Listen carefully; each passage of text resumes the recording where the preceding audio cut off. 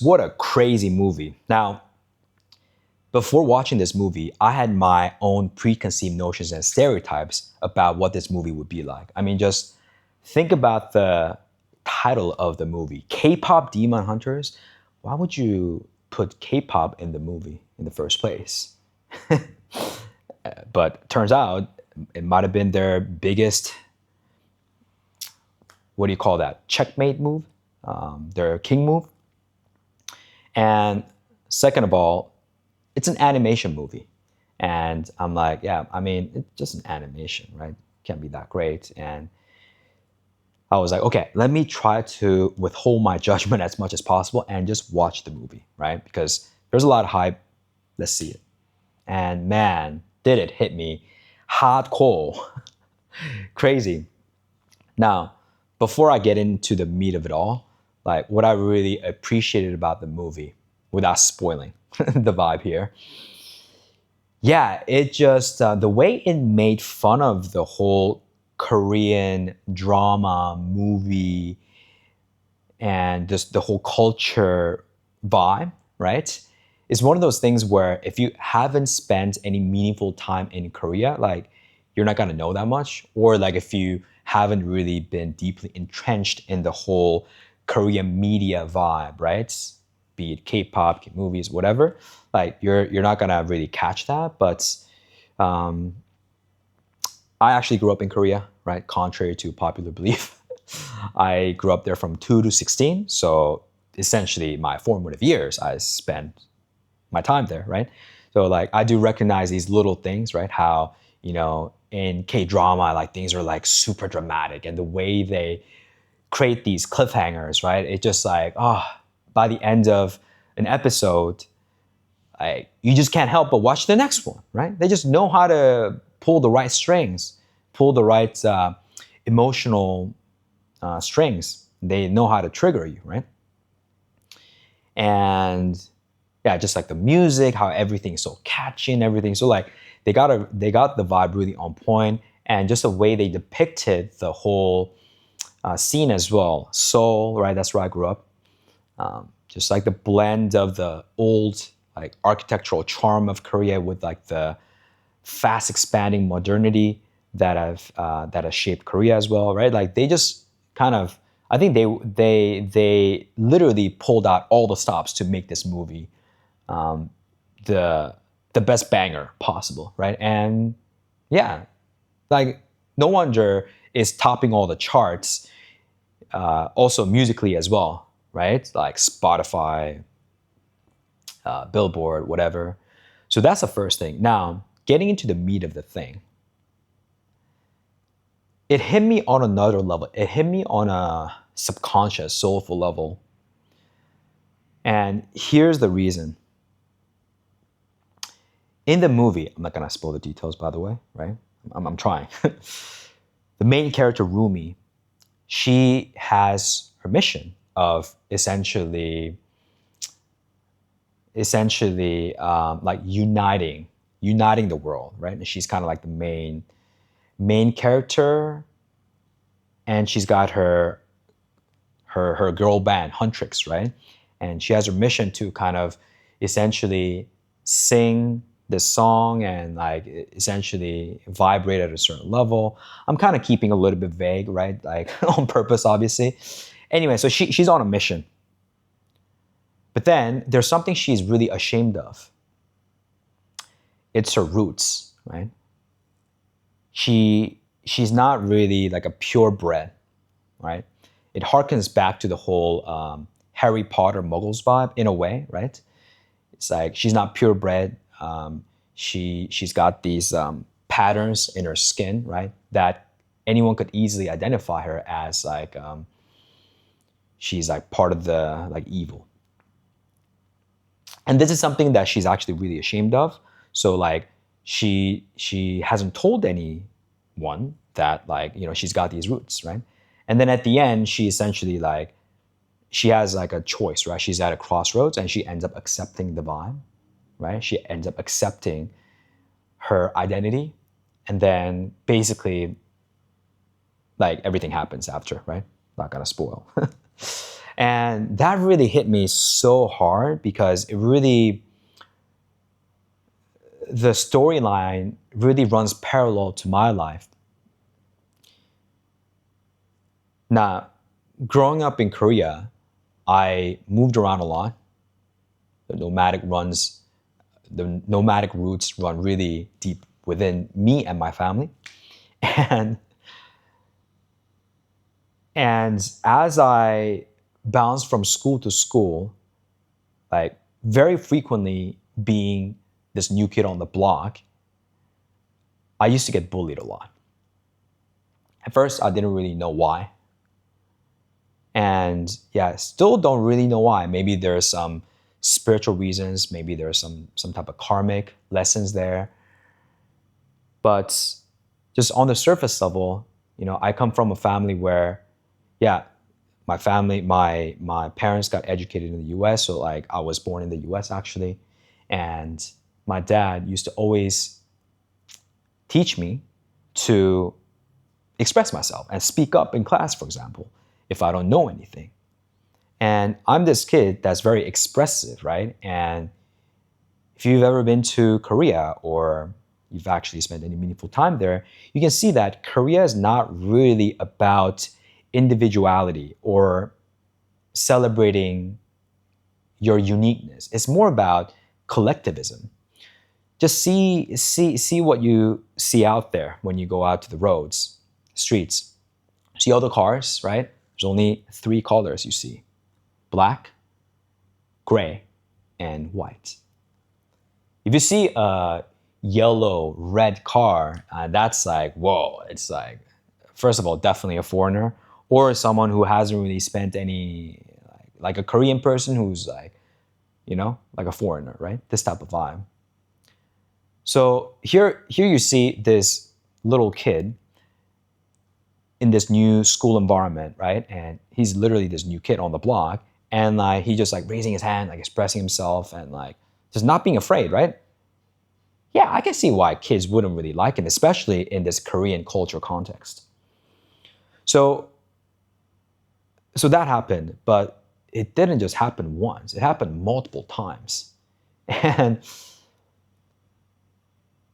because of that experience, I had formed this belief that Korea is a type of society that just doesn't accept me and that I am not welcome there.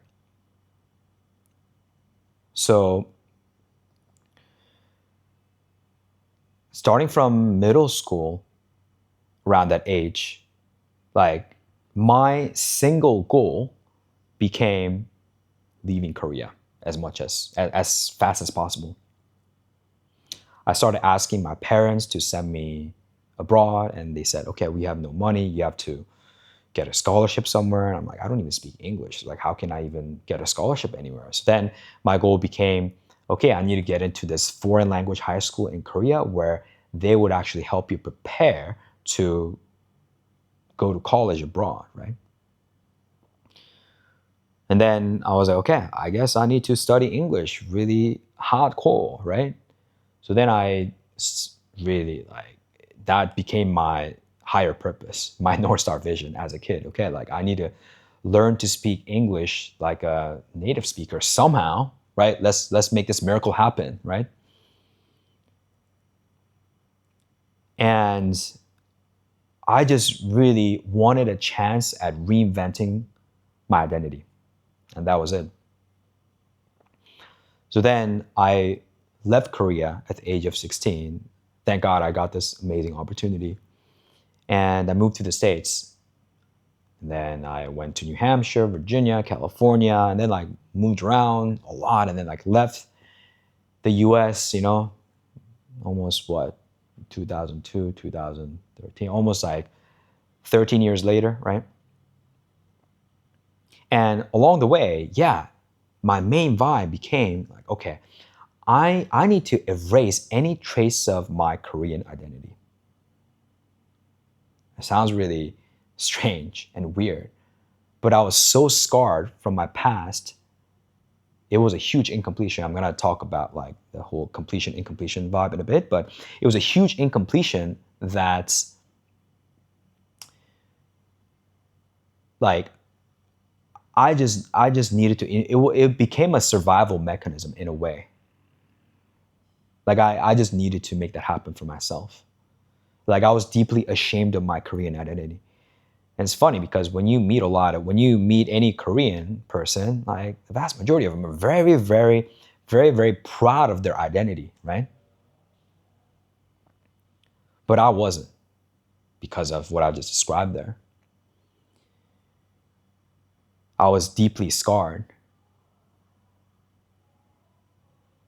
And the thing is, I really learned about myself a lot, and like I was able to essentially reinvent a brand new identity, and it's become the vibe has become this level where when people would meet me, like, look at me, I'm Asian, right? But no one would think that I'm Korean, right? I think I literally shifted my entire vibe because I was so hell bent on erasing any trace of my Korean identity. I didn't want people to perceive me that way because I was ashamed of that culture. I was ashamed of that vibe. Like I was fine if I never spoke any Korean. And it's funny, I'm making this video right now about this whole thing. And yeah, because of that, I was able to like essentially create this whole new persona, this whole new identity, right? Whole new mask. And people would be so surprised when they would find out that, whenever they found out that I'm actually Korean. Because they would just assume that they would see me, they see the way I move and vibe and speak, and they're like, oh yeah, this kid is like second, third, fourth generation Asian American. I don't know what kind of Asian, but definitely not Korean, all right? Like the vast majority of the time, that's what they would assume about me. And then I would, even Koreans, right? The people who grew up in Korea. And at the moment I speak Korean to them, they would be so shocked and surprised, right? Like, where did you learn Korean? That was crazy, right? Like, I've experienced it so many times. And it was only after I actually really started accepting my, what used to scare me, right? What I was really fearful of, that everything started really changing. And this is why my story, my background really runs parallel to Rumi, the main character in K-pop Demon Hunters, right? Her story.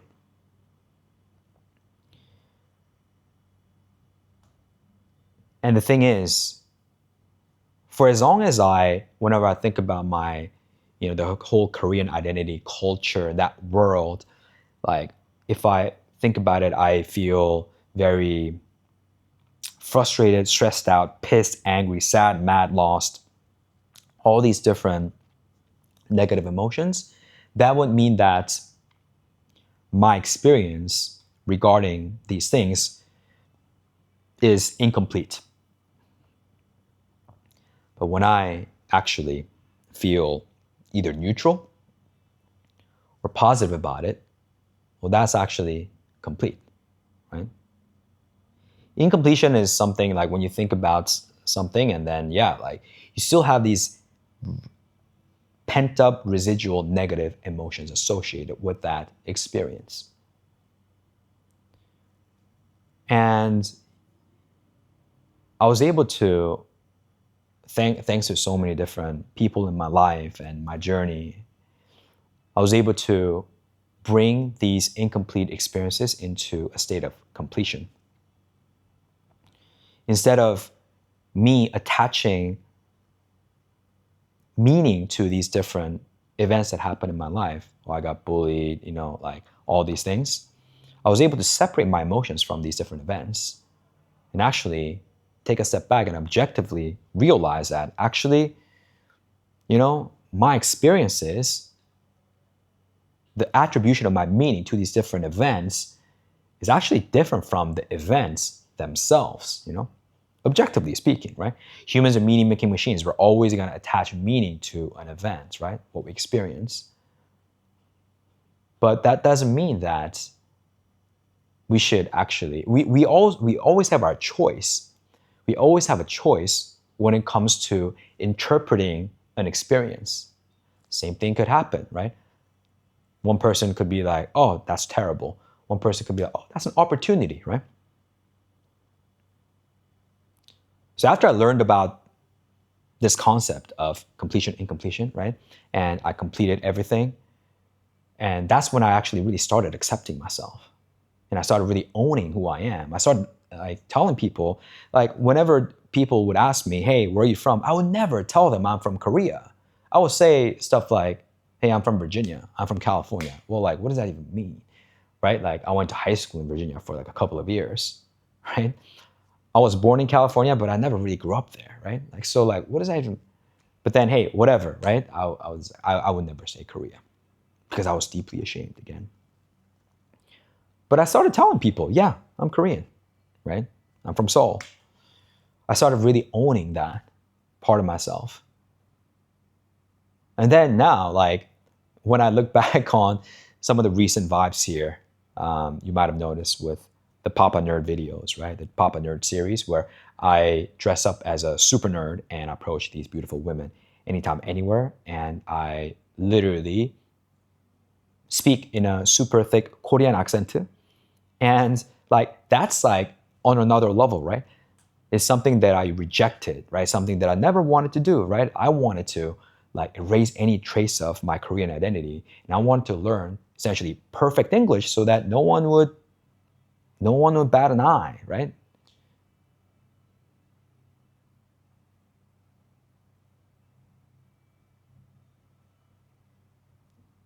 And now I'm literally walking up to women and I'm teaching them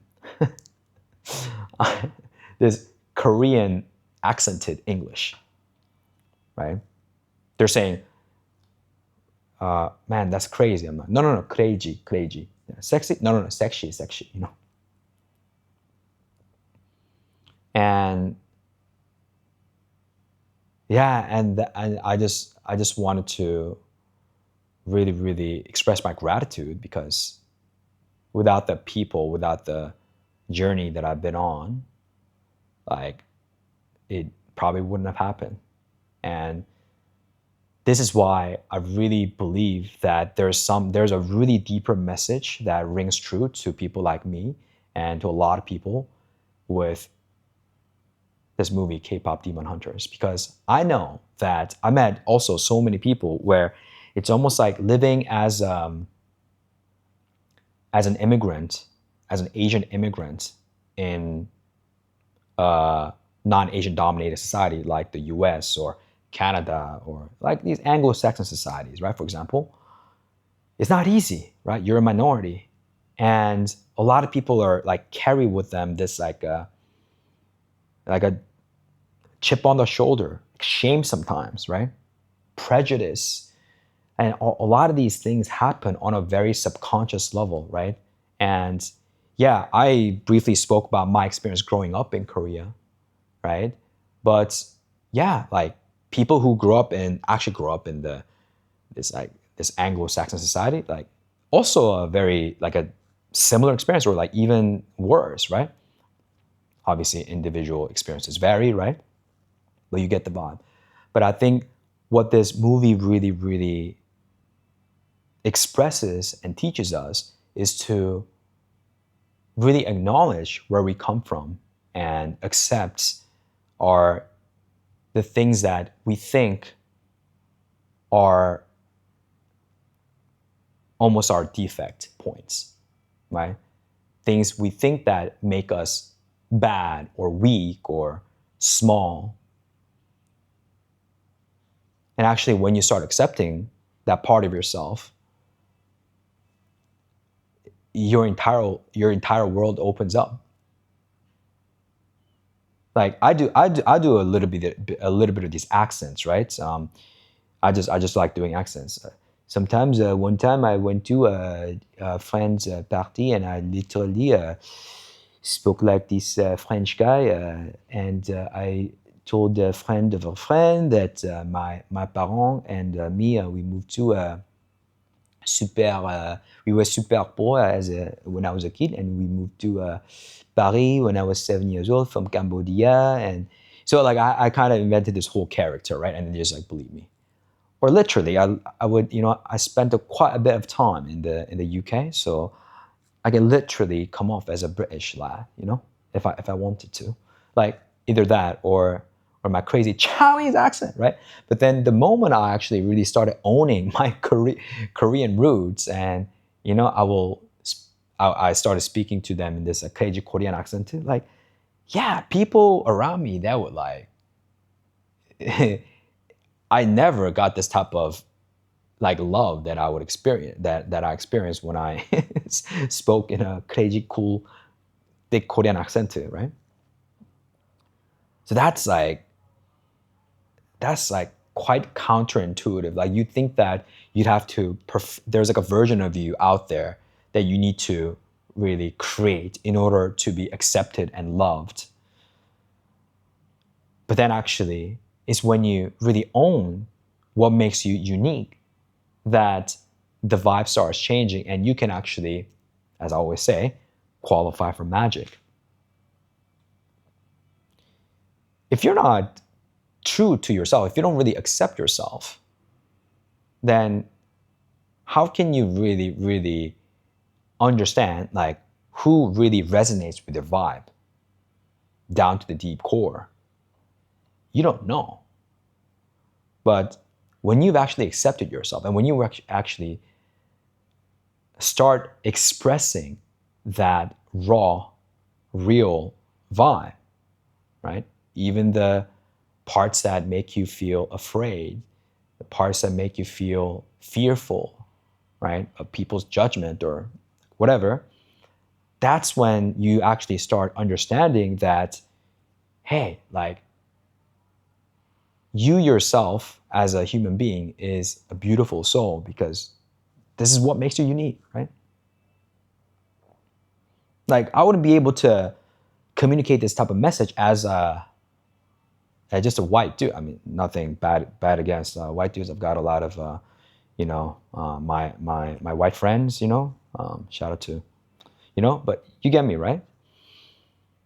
Because I am the way I am, I can express. I can have my unique self-expression. Like when I do this crazy Korean accent too. Like yeah, it's like more real, right? I can have my own vibe dimensions. I thought of this music, vibe dimension, vibe dimension. I don't know what that music is, but shout out to our sponsor anyway. And yeah, that's really it. So again, I think like just like the timing of this movie and how the deeper messages sends you, like for me that was like the number one takeaway. Your deep self acceptance. And from that point, actually expressing your deep self-acceptance and qualifying, right? See who actually resonates with you on that level, right? Like not being afraid to be polarizing, not being afraid to show your unique individuality and seeing who really resonates with your vibe. And like, hey, if they don't really resonate with your vibe on that level, they're not your people anyway, to be honest with you, right? People, projects, opportunities, like many things, right? Including like your love life and all these things as well.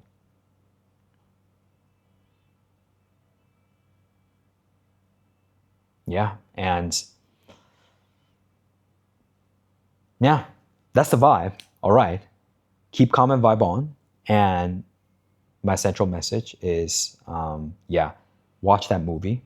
Not being sponsored yet by the movie, by Netflix, but watch that movie. Let me know how it lands. And let me know what else you're taking away from this movie.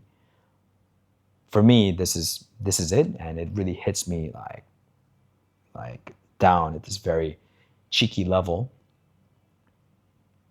And yeah, hope you have an amazing rest of your day. Keep calm and vibe on. Let the vibe guide you. Let the guy vibe you. Peace.